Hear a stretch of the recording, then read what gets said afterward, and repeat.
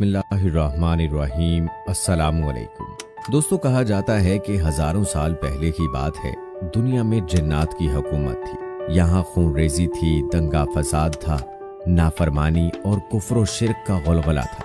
नेकी बहुत कम थी, बदी बहुत ज्यादा थी। खालिक कायनात ने जिन्नात से दुनिया की हुकूमत लेकर एक दूसरी मखलूक को देना चाहिए ताकि जिन्नात का गुरूर खाक में मिले।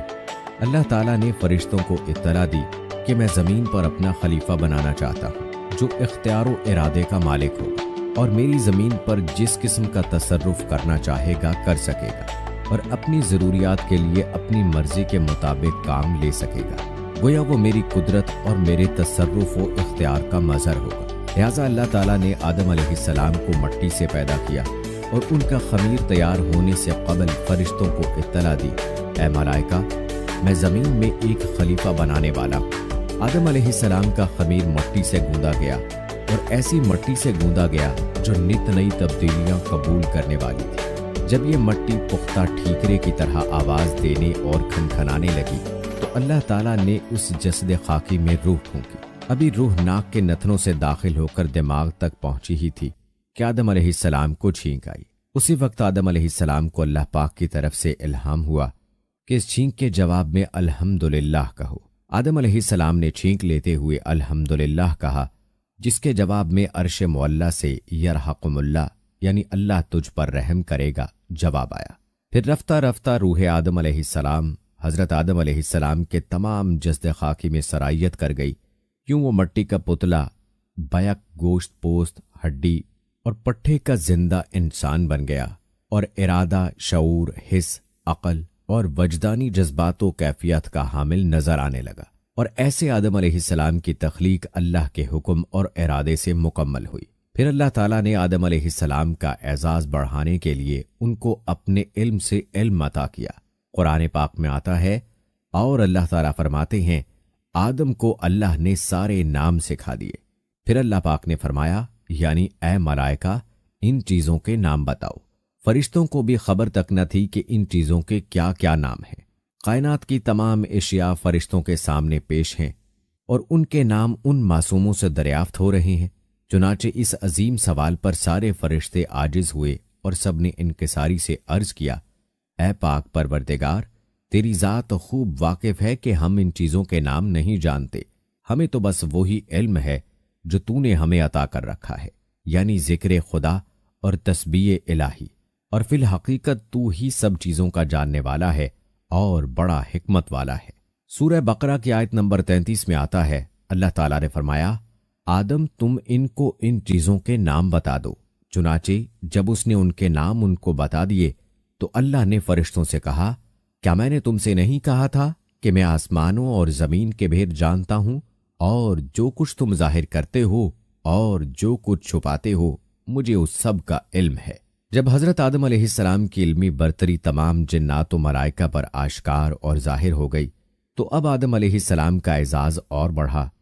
फिर अल्लाह ताला ने फरिश्तों को हुक्म दिया, आदम अलैहिस्सलाम को सजदा करो। तो फौरन तमाम फरिश्तों ने तामील इरशाद की और सजदे में गिर पड़े, सिवाय शैतान के, वो सजदे में ना झुका। जैसा कि सूरह आराफ में है, और हमने तुम्हें पैदा किया, फिर तुम्हारी सूरत बनाई, फिर फरिश्तों से कहा कि आदम को सजदा करो। चुनाचे सब ने सजदा किया सिवाय इब्लीस के, वो सजदा करने वालों में शामिल ना हुआ।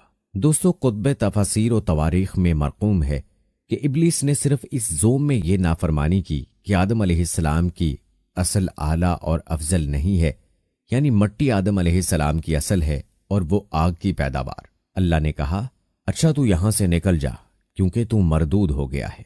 चुनाचे इब्लीस का लिबास बुजुर्गी और करामत उतार लिया गया और उसको लानत और फिटकार का जामा पहना दिया गया और मलऊन करके मकाम क़र्ब से निकाल दिया गया।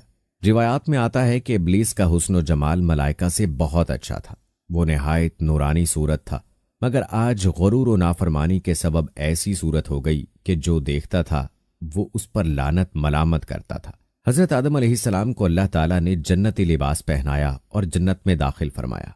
आप जन्नत में जहां चाहते घूमते, जो चाहते करते, लेकिन साथ में खुद को अकेला महसूस करते। अल्लाह ताला ने बीबी हवा अलैहिस्सलाम को आपकी बाएं तरफ की पसली से पैदा किया, जिस वक्त बीबी हवा पैदा हो रही थी, फरिश्तों से पर्दा कराया गया। बीबी हवा दुनिया की निहायत खूबसूरत खातून थी। जब हजरत आदम अलैहिस्सलाम सोकर उठे तो पूछा, तुम कौन हो? उन्होंने कहा, अल्लाह ने मुझे आपके लिए पैदा किया कि आप मुझसे सुकून हासिल करें और आपकी तन्हाई खत्म हो सके। वो दोनों खुशी से जन्नत में रहने लगे। अल्लाह ताला ने फरमाया, तुम जहां जाना चाहो जा सकते हो, जो खाना है खा सकते हो, बस एक दरख्त का फल खाने के लिए मना किया गया कि अगर खाओगे तो नुकसान उठाओगे। इब्लीस तुम्हारा और तुम्हारी बीवी का दुश्मन है, कहीं ऐसा ना हो कि वो तुम्हें जन्नत से निकाल दे और तुम मुसीबत में पड़ जाओ। उधर इब्लीस को एक पल चैन नहीं आ रहा था। उसने बीबी हवा यानी औरत जात को इस्तेमाल करने का मंसूबा बनाया। इब्लीस ने बीबी हवा को बहकाना शुरू कर दिया। वसवसा डालने लगा कि इस दरख्त का फल खा लो जिसे अल्लाह ने मना किया है। खा लोगे तो हमेशा हमेशा के लिए जन्नत में रह पाओगे, फरिश्तों की तरह, वरना तुम मर जाओगे। कहा जाता है कि शैतान सांप के साथ मिलकर जन्नत में गया और सांप की सूरत में उनसे बात की, अल्लाह के नाम की कस्में खाईं और कस्में खाकर यकीन दिलाया कि अल्लाह ने उस दरख्त से शुरू में रोका था, इसलिए कि उस वक्त तुम्हारी नई नई पैदाइश हुई थी, तुम्हारा जिस्म उसे बर्दाश्त नहीं कर सकता था। अब एक अरसा हो गया है, अब तुम मजबूत हो चुके हो, अब उसे खाने में कोई हर्ज नहीं है। बीबी हवा उसकी बातों में आ गईं। बहरहाल दोनों इब्लीस के बहकावे में आ गए और एक दिन उन्होंने वो फल खा लिया। अब अल्लाह ताला ने उन्हें जन्नत से उतरने का हुक्म दिया और फैसला फरमाया, तुम इंसान और शरीर जिन्नात जमीन पर भेजे जा रहे हो। तुम जमीन में एक दूसरे के दुश्मन होगे, कयामत तक तुम एक दूसरे के खिलाफ रहोगे। इस दौरान जो मेरे भेजे हुए पैगंबरों की इताअत करेगा वो कामयाब होगा और जो शैतान के रास्ते पर चलेगा वो जहन्नुम में जाएगा। तुम्हें एक वक्त तक दुनिया में रहना होगा, फायदा उठाने होंगे, तुम यहीं जिंदगी बसर करोगे और यहीं मरोगे और यहीं से दोबारा उठाए जाओगे। दोस्तों, कहा जाता है कि हजरत आदम और हव्वा दोनों को अलग अलग मकामात पर उतारा गया। हजरत आदम अलैहिस्सलाम को कोहे हिंद में और हव्वा अलैहिस्सलाम को जरा में। दोनों बहुत शर्मिंदा थे। उन्होंने अपनी गलती पर तौबा करनी चाहिए, लेकिन अल्फाज समझ नहीं आ रहे थे। अल्लाह ने उन्हें ये कलमात सिखाए जिनका जिक्र कुरान मजीद की सूरत आराफ में है, जिसका तर्जुमा है, ऐ हमारे परवरदिगार, हम अपनी जानों पर जुल्म कर गुजरे हैं और अगर आपने हमें माफ ना फरमाया और हम पर रहम ना किया तो यकीनन हम नामुराद लोगों में शामिल हो जाएंगे। जब उन्होंने ये कलमात कहे तो अल्लाह ने उन्हें माफ कर दिया और वो अरफात के मैदान में एक दूसरे को तलाश करने में कामयाब हो गए। यहीं से दुनिया में इंसानियत के दौर का आगाज हुआ। दोस्तों, जहां तक हजरत आदम अलैहिस्सलाम की औलाद का जिक्र है तो कहा जाता है कि हजरत हव्वा अलैहिस्सलाम ने 20 बार विलादत की तकलीफ उठाई। हर बार जुड़वां बच्चे पैदा होते थे, एक लड़का एक लड़की। जो एक साथ पैदा होते थे वो सगे बहन भाइयों की तरह होते, उनकी शादी नहीं हो सकती थी। जो अलग अलग पैदा होते थे उनकी शादी हो सकती थी। इंसानी आबादी के लिए उस वक्त अल्लाह ताला ने यही हुक्म बतौर शरीयत नाजिल फरमाया था। इस तरह बीबी हव्वा ने कुल 40 बच्चों को जन्म दिया। याद रहे कि हजरत आदम अलैहिस्सलाम नबी हैं, लेकिन तशरीई नबी नहीं, बल्कि उन नबियों में से हैं जो दुनिया की शुरुआत में तालीम इंसान के लिए भेजे गए। हजरत आदम अलैहिस्सलाम ने अपनी औलाद को वो सब सिखाया जो अल्लाह ताला ने उन्हें सिखाया। सब एक अल्लाह की इबादत करते, खेती बाड़ी करते और जानवरों को पालते। दोस्तों, हम आपको हजरत आदम अलैहिस्सलाम की वफात के बारे में भी बताएंगे और आप अलैहिस्सलाम ने कितनी उम्र पाई ये भी बताएंगे, लेकिन पहले आपको हजरत आदम अलैहिस्सलाम से जुड़ी कुछ दिलचस्प मालूमात बताते हैं। दोस्तों, क्या आपने कभी सुना है कि हजरत आदम अलैहिस्सलाम को आदम क्यों कहते हैं?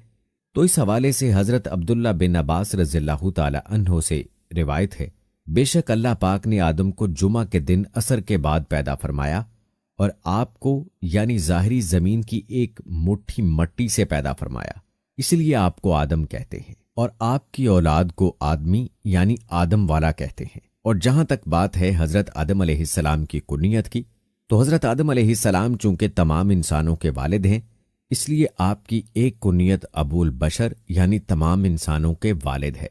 आप अलैहिस्सलाम की एक कुनियत अबू मोहम्मद भी है और जन्नत में भी ये कुनियत आपकी होगी, जैसा कि हदीस पाक में है कि जन्नत में किसी की कुनियत नहीं होगी सिवाय हजरत आदम अलैहिस्सलाम के, और आपकी इज्जत व ताजीम के लिए जन्नत में कुनियत अबू मोहम्मद होगी। दोस्तों अब बताते ہیں آپ کو حضرت آدم علیہ السلام کی مبارک صورت کے بارے میں۔ روایات میں آتا ہے کہ جب حضرت آدم علیہ السلام کے مبارک وجود کا گارا بنا لیا گیا تو اسے ہواؤں کے ذریعے اتنا خشک کیا گیا کہ وہ بجنے والی مٹی کی طرح ہو گیا جیسے ٹھیکری۔ پھر فرشتوں کو حکم ارشاد ہوا کہ اس کو میدان عرفات کے پاس وادی النعمان میں رکھ دو۔ اس کے بعد اللہ پاک نے اپنے دست قدرت سے حضرت آدم علیہ السلام کا وجود بنایا۔ فرشتوں نے پہلے کبھی ایسی خوبصورت شکل نہیں دیکھی تھی، لہٰذا حضرت آدم علیہ السلام کا مبارک وجود دیکھ کر وہ بڑے حیران ہوئے اور ان کے ارد گرد تعجب سے دیکھتے رہے۔ دوستو اب بات کرتے ہیں کہ زمین میں چشمے کیسے جاری ہوئے۔ ایک روایت میں ہے کہ جب اللہ پاک نے حضرت آدم علیہ السلام کو پیدا فرمانے کا ارادہ کیا تو زمین سے فرمایا، میں تجھ سے ایک مخلوق پیدا فرمانے لگا ہوں، تو جس نے میری فرما برداری کی اسے میں جنت میں داخل کروں گا، اور جس نے میری نافرمانی کی اسے میں جہنم میں ڈال دوں گا۔ تو زمین نے عرض کیا، اے میرے رب، کیا تم مجھ سے ایسی مخلوق کو پیدا فرمائے گا جو جہنم میں جائے گی؟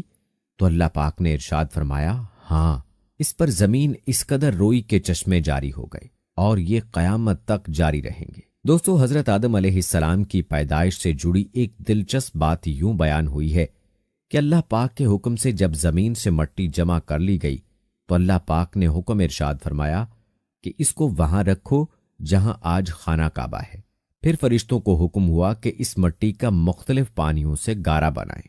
پھر اس پر 40 دن بارش ہوئی، 39 دن غم کی اور 1 دن خوشی کی، اس لیے انسان کی زندگی میں خوشی کم اور غم زیادہ ہے۔ اور دوستو آپ علیہ السلام کی پیدائش سے جڑی ایک اور معلومات ملاحظہ فرمائیں جو کہ کھجور، انگور اور انار کی پیدائش کے حوالے سے ہے۔ کہا جاتا ہے کہ حضرت آدم علیہ السلام کا مبارک خمیر جس مٹی سے تیار ہوا اس سے بچ جانے والی مٹی سے کھجور کا درخت بنایا گیا، جیسا کہ مسلمانوں کے چوتھے خلیفہ حضرت علی رضی اللہ تعالی عنہ بیان کرتے ہیں کہ حضور صلی اللہ علیہ وآلہ وسلم نے ارشاد فرمایا، کھجور کا احترام کرو کیونکہ یہ تمہارے والد حضرت آدم علیہ السلام کی بچی ہوئی مٹی سے پیدا کی گئی ہے۔ اور ایک روایت میں ہے کہ کھجور، انار اور انگور کو حضرت آدم علیہ السلام کی بچی ہوئی مٹی سے پیدا کیا گیا ہے۔ دوستو رہی بات یہ کہ حضرت آدم علیہ السلام کی پیدائش کے لیے زمین سے مٹی کس فرشتے نے لائی تھی، اس حوالے سے روایات میں آتا ہے کہ اللہ پاک نے حضرت جبرائیل علیہ السلام کو حکم ارشاد فرمایا کہ زمین سے ایک مٹھی مٹی اٹھا کر لاؤ۔ حضرت جبرائیل علیہ السلام نے زمین سے مٹی اٹھانی چاہی تو زمین نے اس کا سبب پوچھا۔ آپ نے سارا واقعہ بیان کیا۔